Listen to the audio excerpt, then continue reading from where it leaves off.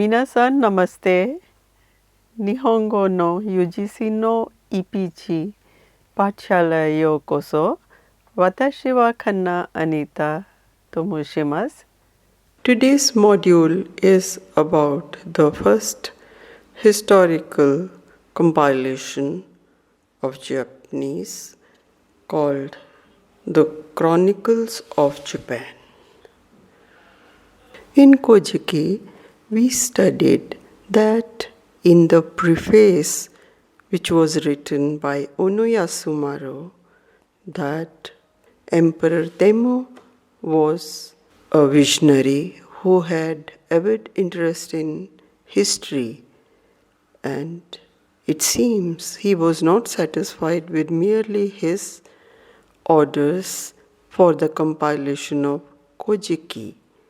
He visualized the importance of some historical work in order to establish and enhance the authority of the state or the Yamato state and the imperial family, because in the dealings with Chinese and Korean dignitaries, they were questioned about the historical authenticity of their country, especially the imperial family. So during his lifetime, he ordered for the compilation of another work in 681. This again could be completed only after his death and was presented to the throne as Nihonshoki, also called Nihongi. It was completed in 720, merely 8 years after Kojiki was completed. Background: according to an entry in Nihonshoki, in the Great Hall of Audience, where Emperor Temmo conducted his official affairs, he ordered for the compilation of another text containing the chronicles of emperors and the matters of antiquity. Here one may ask as to why Emperor Temmo ordered for the compilation of Nihonshoki after he had already entrusted the task of compilation of Kojiki.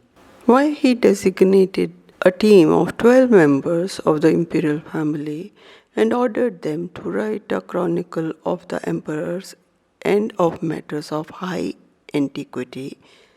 In other words, the reason is sought for this initiative by the same person for two different works of an identical nature. The reason lied in the commendable vision of Emperor Temmo. He visualized the domestic and external efforts as two distinct spheres. This was the time when the Kentoshi and Kenzuishi were actively in vogue, thereby promoting to a great extent the interaction between China and Japan. It is quite obvious that the members aboard felt the need of some concrete factual references or historical references about their country and the rulers. In view of such a situation, the emperor, in order to authenticate their supremacy as the actual rulers of Yamato, descending from the lineage of the sun goddess, had strongly felt the need to produce an official anthology of national history in good Chinese or Kambun. The language, as we have studied, of Kojiki was Hentai Kambun, in which the Chinese characters were used phonetically as well in order to represent Japanese sounds and otherwise for actual meaning. The single-handed endeavor would have lacked appeal on the diplomatic end, as we know, Kojiki was based on a single-handed endeavor by Ono Yasumaru, who recorded whatever the reciter Hieda no Are spoke, and obviously it could lack the appeal of a diplomatic type or on diplomatic front. Kojiki was documented more as evidence of the native traditions to be used within Japan. Thus, Emperor Temmu designated a team and entrusted them with the task of this work. The team comprised of 12 members who had a long and rich tradition of family lineage of being princes or the ministers of state, including Prince Kawashima Toneri Shinno, son of the emperor, in whose name the work was presented to the Empress Gensho in 720. Let's have a look at the highlights of Nihonshoki. Nihonshoki originally consisted of 30 volumes and one volume that contained the genealogical table giving the dates of each emperor. Nihonshoki originally had 30 volumes and one volume that contained the genealogical table giving the accurate dates for each emperor.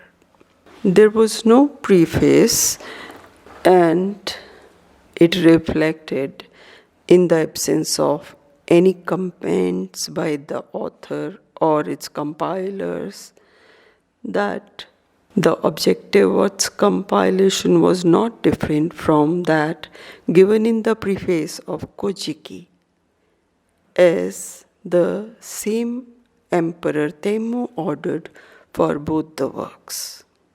Nihonshoki was written in pure Chinese in the style of Chinese historical chronicles to provide a standard text of history.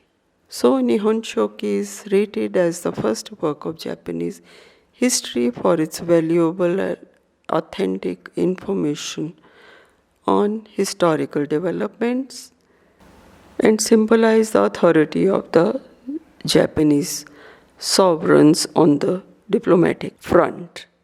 The sources available to the compilers of Nihonshoki were the Chinese and Korean historical accounts like Pakshe Gi, the record of Pakshe, and the other written materials, which were much more comprehensive and authentic as compared to the source of single as compared to Kojiki.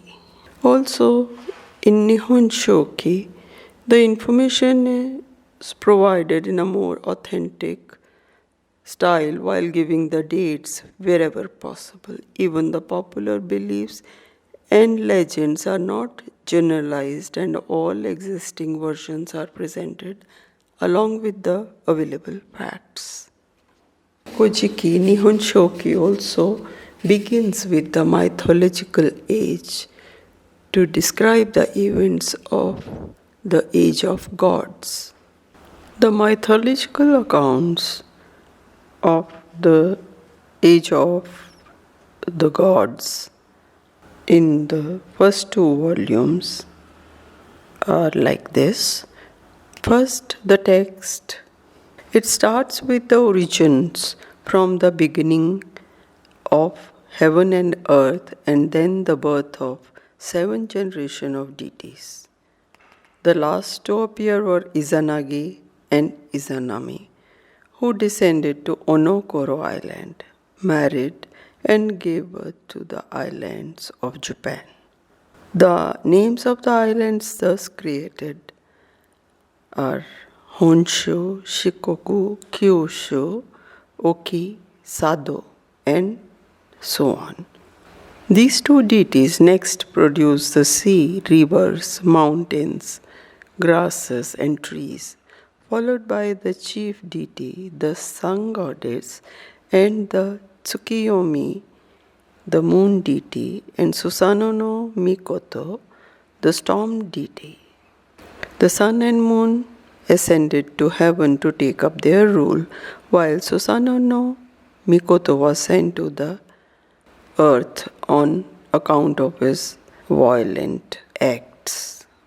From Takamahara, he had to descend to the plains and he settled in Izumo.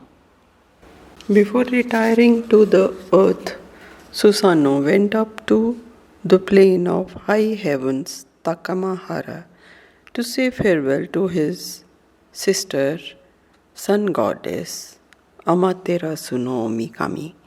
She was afraid that he was coming to seize the plain of high heavens from her, so she put on armor and waited for him. He dispelled her doubts by making a vow with her and reciprocally producing children.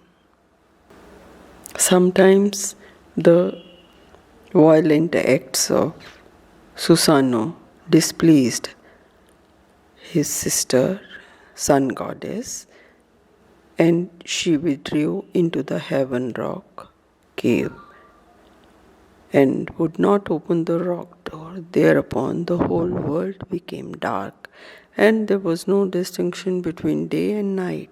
The 8 million deities consulted and performed a great festival in front of the rock cave, inviting the sun goddess out. This story has common element with those of various people. Susanoo in turn went to headwaters of the river He in Izumo, where local deities asked for his help to subdue a 8-forked serpent, Yamata Orochi. He then built a palace in Izumo and fathered the deity Onamuchi. With this, Nihonshoki concludes Volume 1. Volume 2 starts as the second part of the Age of Gods. It starts with the deity Ninigi no Mikoto, grandson of the sun goddess, who left his heavenly abode and clawed his way through the 8-fold clouds of heaven to descend to the peak of Takachiho at So in Hyuga Prefecture.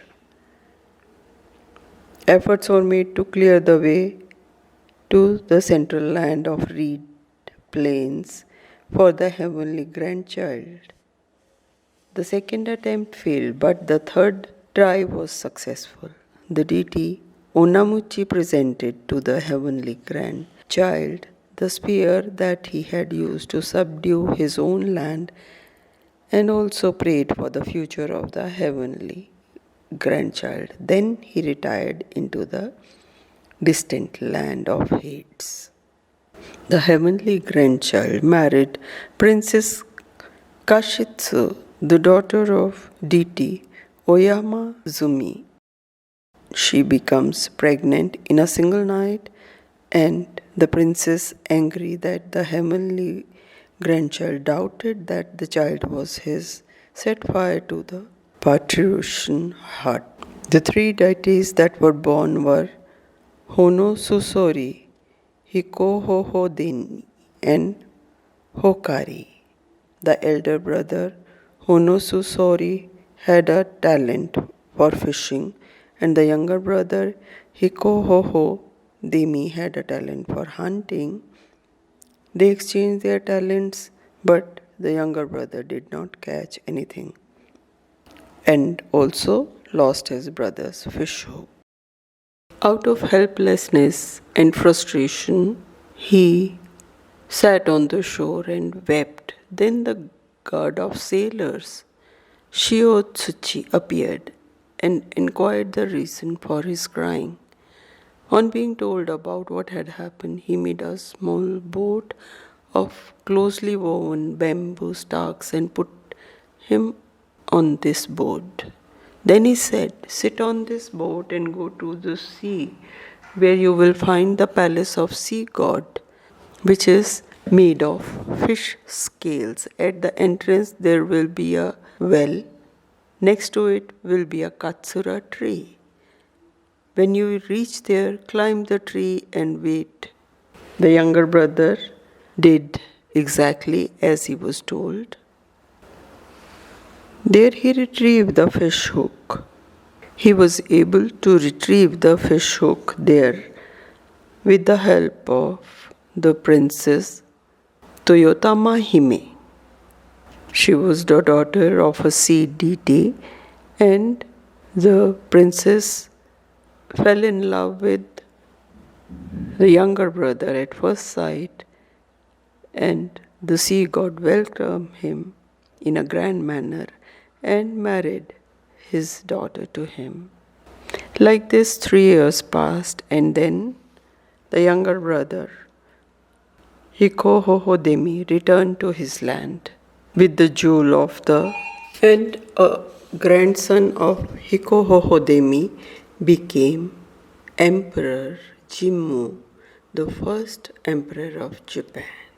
The Age of God covers the first 2 volumes and ends here, and it is followed by the historical period, which is in the form of a chronological accounts of the rules of the various emperors of Yamato, from starting with Emperor Jimmu to the late 7th century Empress Jito. Let's have a look at each emperor.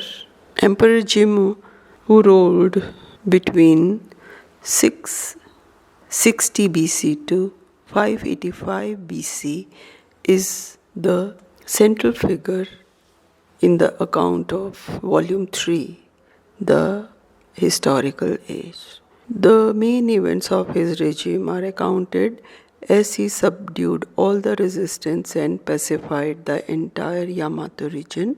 He moved eastwards from Hyuga and finally settled on Mount Unebe, which is the palace. At his palace at Kashiwara, he ascended the throne in 660 BC. He ruled for 76 years, and there are numerous legends associated with him.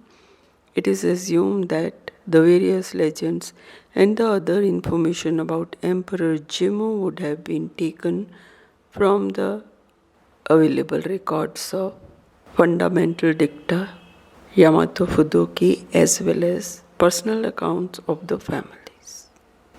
Subsequently, the reigns of various emperors, starting with Emperor Suizei, are covered in Volume 4, and it seems that still the country was not united under a single ruler, and most of the accounts appear to be scanty as well as legendary, quite like the ones given in Kojiki. Next, the reign of Emperor Sujin, who ruled from 29. He ruled between 29 BC to 70 AD, and his history is included in Volume 6.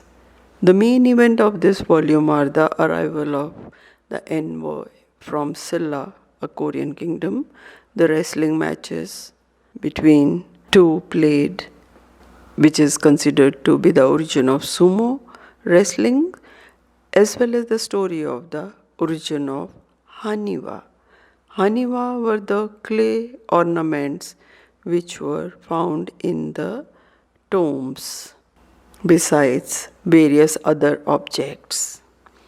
Next, the account of Emperor Keiko, who ruled between 71 to 130 AD, with that of Semo, who ruled with that of Emperor Semu, who ruled between 131 to the year 190, are found in Volume 7. Emperor Keiko had as many as 80 offsprings who were mostly sent to the provinces as the administrators. The most outstanding ones are of Yamato Takeru, the young hero who had many expeditions to his credit, and his heroic deeds are described at length in Kojiki. Next, the rule of Emperor Chuai is accounted in volume 8 about his travels and expeditions.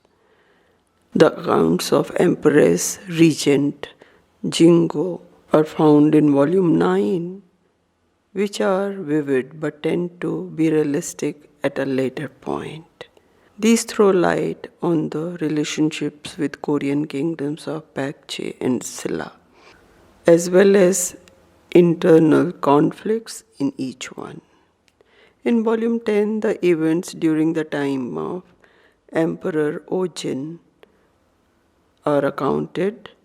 These are based on some source material like fundamental dicta and are realistic. In volume 11, the accounts focus on Emperor Nintoku, who was a philanthropist and is exalted as a sage. During his time, the skills brought about by the immigrants from Korea were used for making roads, waterways, bridges, etc. Focus of volume 12 is the Emperor Richu and Hansei, who were the sons of Emperor Nintoku, and many affairs about the life of their imperial family like the power struggle for succession, love affairs of the princes, etc. are accounted. In volume 13, the accounts of Emperor Ingyo and Anko are found. Ingyo was the son of Emperor Nintoku, and their affairs are recorded, although the most significant event that was merely mentioned without details was the assassination of Emperor Anko.